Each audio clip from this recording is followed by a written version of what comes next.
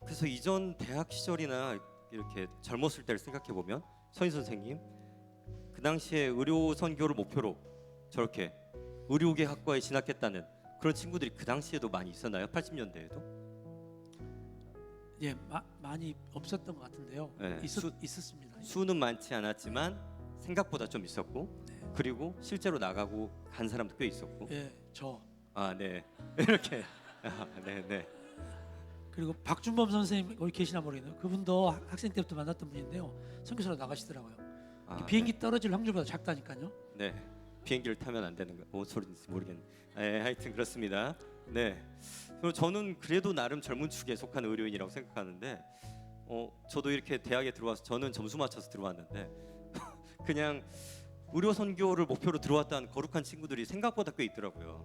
근데 저희 또래들은 나가는 걸 실은 거의 못 봤거든요. 혹시 비슷한 또래신 박경환 선생님은 주위에 그런 친구들이 좀 있으셨는지, 본인도 그러셨지만. 저도 그런 친구들 몇 명은 봤는데 필드로 나가는 케이스는 많이 못 본 것 같습니다. 왜 못 나갔을까요? 많은 이유가 있겠죠. 이유가 많은 세대에 살고 있습니다, 저희들이. 네. 이와 같이 의료 선교계 선교 지원자들 또한 마찬가지로 아주 많지는 않다는 느낌도 듭니다. 개인적으로 통계는 없지만 선교사 숫자 중에 의료 선교사란 이름을 딱 직업적으로 갖기에는 좀 뭔지 줄어드는 것 같다라는 느낌도 좀 받기도 해요. 가끔씩은 이런 현상에 대해서 젊은 선교 단체에서 대학생들을 오랫동안 만나오신 이승환 간사님 어떻게 생각하세요? 네, 저희 CC도 사실 선교사 평균 연령이 이제 50대가 넘어갔거든요. 그래서 어떤 면에서는 고민도 많이 되고 젊은 친구들이 더 많이 나가야 되는데 생각은 물론 당연히 하고 있지만 저희가 통계를 생각할 때 바라봐야 될 게 이제 절대적인 숫자를 보면 줄어들 수밖에 없고, 왜냐하면 인구가 워낙 없으니까요. 근데 이제 1994년보다 2022년에 인구 대비로 이렇게 그 비율을 조사해 보면 그 1994년보다 2022년이 21%나 더 선교사가 더 많이 20, 30대 선교사가 더 파송됐다라고 통계가 이야기를 해주고 있어요. 그래서 선생님 시절에 비행기 떨어진 것보다는 그래도 조금 더 많은 비율로 우리 젊은이들이 나가고 있다라고 얘기를 해볼 수 있겠습니다. 그래서 사실은 우리가 이런 현상에 대해서 이제 저희 교회나 이제 기독교는 굉장히 너무 영적이라는 생각이 들어요. 그래서 영적으로 이렇게 분석하고 교회 내부적인 요인들, 신앙의 열정이 식지 않았나, 선교의 열정이 식지 않았나라고 생각하고 있지만, 물론 그런 영향도 있겠지만 여전히 저희가 하나님 앞에서 열심히 또 살아가고 있고 또 개선해야 될 교회 내부적인 문제도 있지만, 사실은 사회적인 현상들을 좀 더 잘 보고 거기에 따라서 저희가 움직이고, 아까 변화에 대해서 말씀하셨는데 그 변화를 영적으로만 너무 집중할 것이 아니라 사회적 현상을 잘 보고 거기에 대한 또 올바른 그런 분석과 또 해결책들을 시도해 나가야 될 거라고 생각이 듭니다. 그러면 이제 예전에 선교사가 젊을 때 대학생 때 이렇게 헌신해가지고 바로 결혼하고 선교 지망자랑 비전 물어보고 선교 지원하십니까? 해가지고 기도해 봅시다 해갖고 지원하고 같이 선교 가던 그런 시대에서 요즘 결혼 자체를 못 하고 있잖아요. 직업 자체를 못 갖고 있는 경우들이 굉장히 많고, 사회적인 이런 변화와 선교 지원자들의 타겟해야 되는 그런 연령대와 이런 여러 가지들이 혹시 선교적인, 혹시 사회적인 이런 구조와 여러 가지가 맞물려 있지는 않는지 이승환 가사님 어떻게 생각하세요? 제가 이제 그게 굉장히 필요하다고 느끼는 것은, 예를 들자면 사회가 경제적으로 발달하면서 드는 것은 이제 인구 감소가 굉장히 크고요. 아까 말한 이제 결혼적인 문제, 커리어적인 문제들이 급상승하면서 이제 결혼 연령이 높아지고 그러다 보니까 이제 인구가 감소하게 되는데, 또 한 가지 중요한 특징은 이제 탈종교화 현상이 사회가 발달하면서 굉장히 많아지게 되어집니다. 그 원인이 무엇이냐면은 종교가 이제 공적인 영역에서 감당해야 될 영역들이 점점 사라지고 이제 사적인 영역으로 이렇게 사회에서 매몰되게 된다라는 것이죠. 아까 이제 아프리카 얘기도 말씀하셨지만 이제 거기서 그리고 저희 그 초기 선교사님들의 저희 나라 와서 했던 일들은 그 사회의 나라의 공적인 역할을 해내는 거였어요. 병원을 세우고 학교를 세우고 또 여러 사회적인 역할들을 같이 해내는 게 이제 그 시대의 선교 사명이었다면 이제 그럴 필요가 점점 없어지니까 소위 말하면 야 사회 문제 일으키지 말고 너희끼리나 잘해라고 이제 교회나 종교가 사적으로 매몰되는 현상을 이제 보게 되어집니다. 그런 사회 현상 속에서 저는 이 시대에 정말로 교회가 정말 이 세상 속에서 싸워야 될 가장 중요한 싸움이 이 공적인 영역을 얻어내는 것이라고 생각이 듭니다.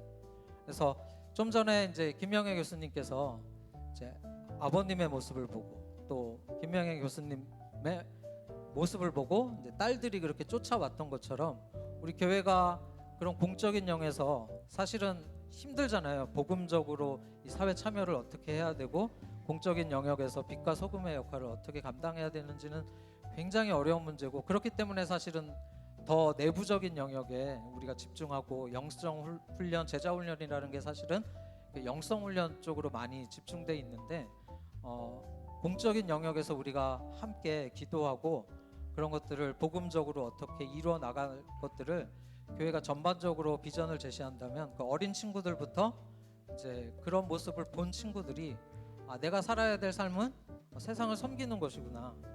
내가 어떻게 섬길 것이지라고 생각하면서 자연스럽게 젊은 세대에 그런 선교적인 자원이 바탕부터 늘어날 것이라고 생각이 들어서 저는 더 근본적으로 이제 실천적인 해결책은 아니지만 본질적으로 교회의 방향이 이 사회 공적인 영역을 굉장히 회복하는 일에 힘을 모아야 되지 않을까라고 생각이 들고요.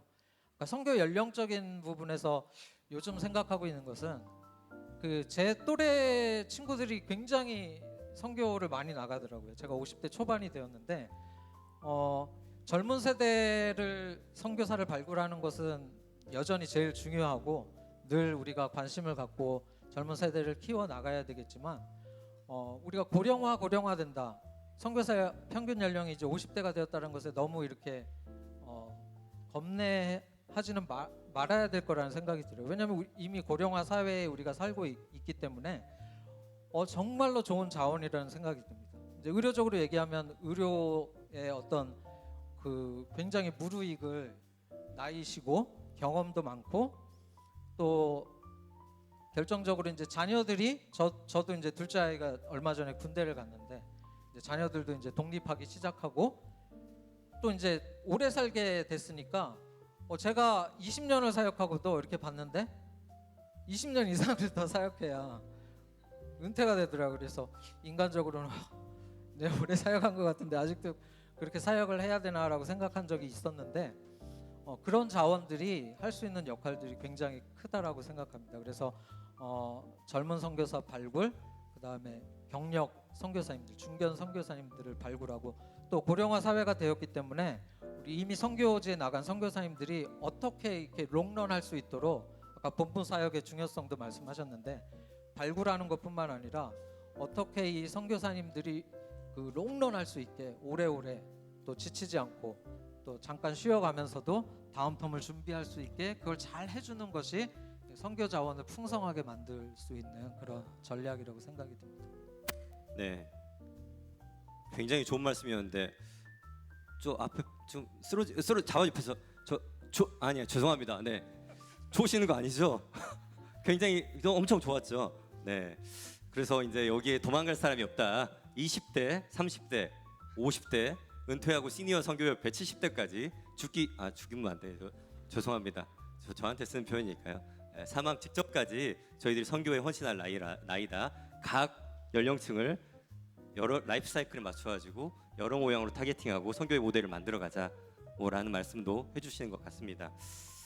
그러면 다가오는 세대에 아까 공적인 부분을 또 말씀하셨듯이 다시 선교사로 헌신할 것을 동기부여하고 또 훈련시키는 것이 필요한다면 새로운 선교의 패러다임을 열어서 모두의 또 총체적인 선교로서 우리는 이 새로운 시선으로 선교를 감당해야 될 거라고 생각하는데 여기 대해서 어떻게 동기부여하고 어떻게 우리들이 함께 할 수 있을까요?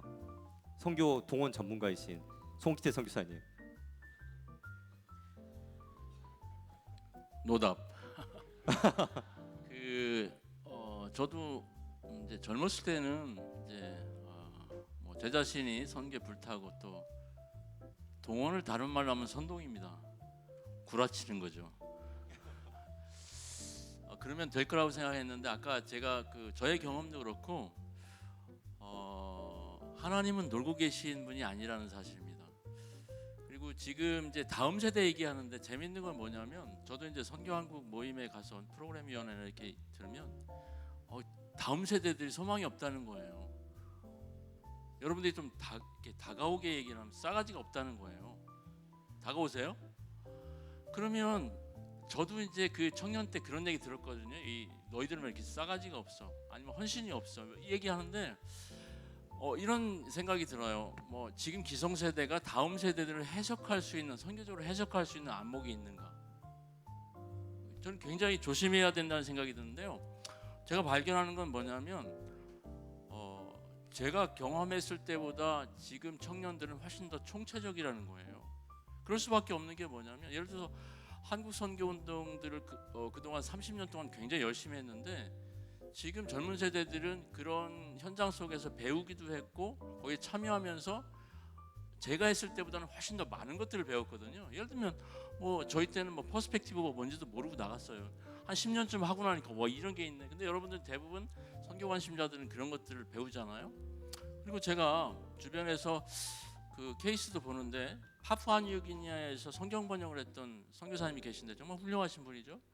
근데 그 자녀는 경제학을 전공했는데 그 자녀는 똑같이 자기가 살았던 그 파푸아뉴기니아의 동네에 가서 뭘 하냐면 거기가 바닐라 향이 나는데 이 친구는 굉장히 그 바닐라 향이 비싼 건데 백인들이 구라쳐가지고 싸게 사는 거를 굉장히 마음 아파하면서 자기가 공정무역이 될 수 있도록 역할을 하는 거예요.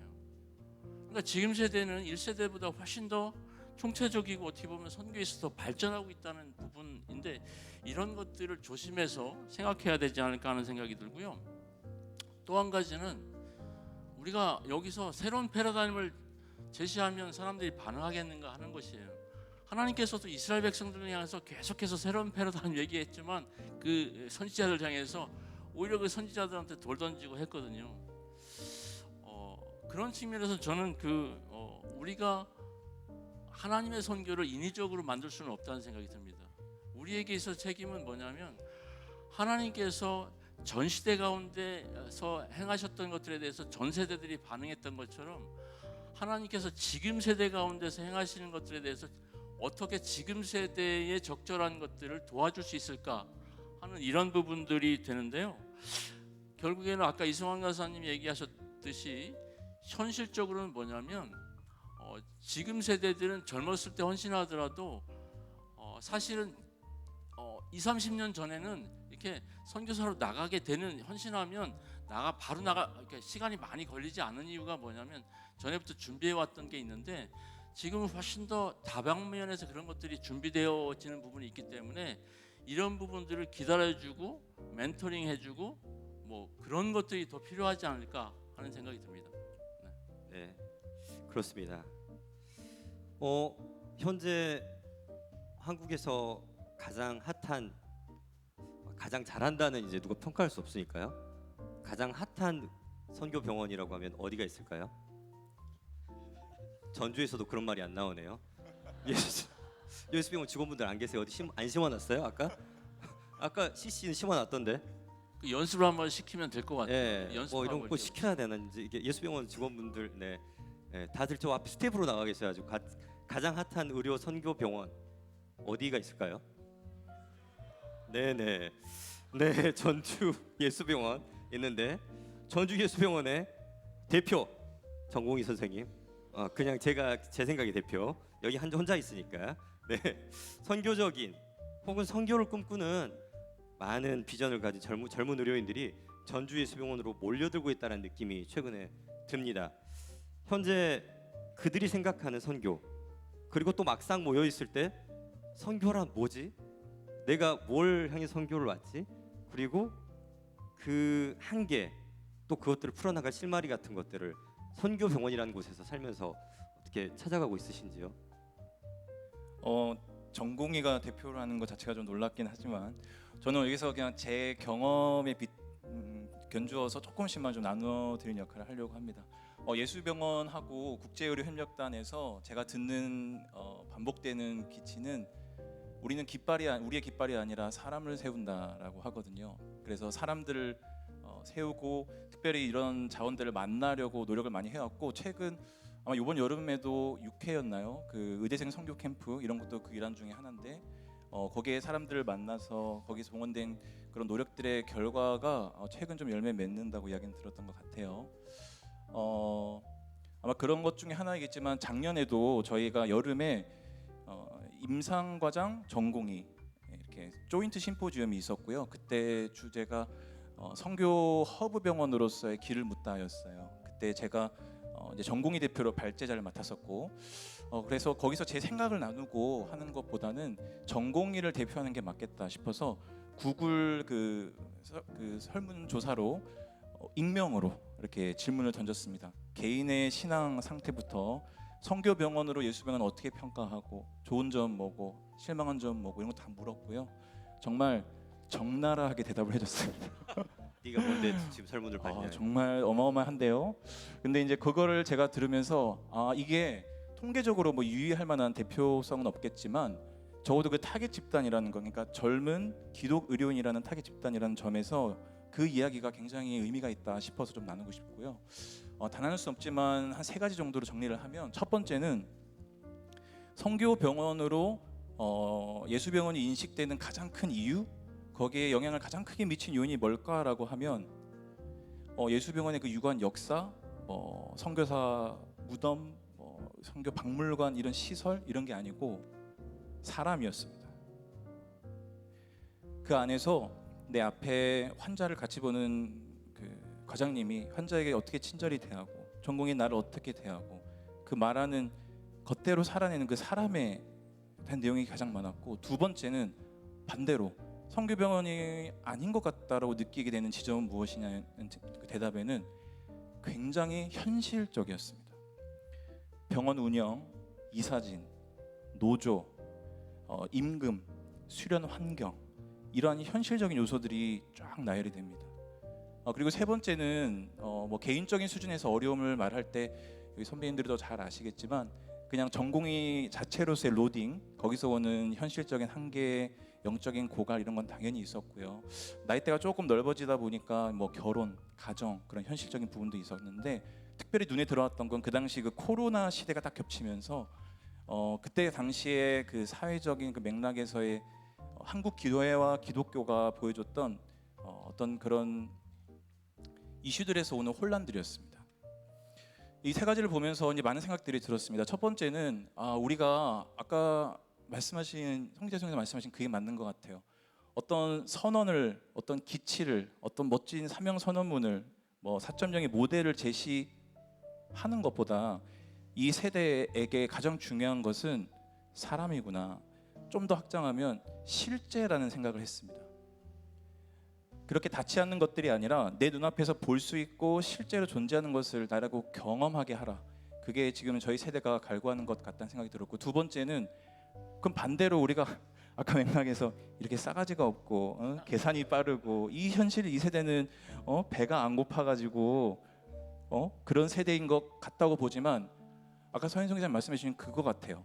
뒤집으면 아까 그 실제를 요구하는 이 세대가 원하는 것은 어쩌면 이런 어휘의 차이인 것 같습니다. 이전에는 이 현실 이러면 약간 세상과 교회 이렇게 나뉘는 이분법적인 사고에서 오는 그런 의미에서의 현실이었다면 지금 젊은 세대의 현실은 그 결이 훨씬 다양하고 깊습니다. 그 말은 뭐냐?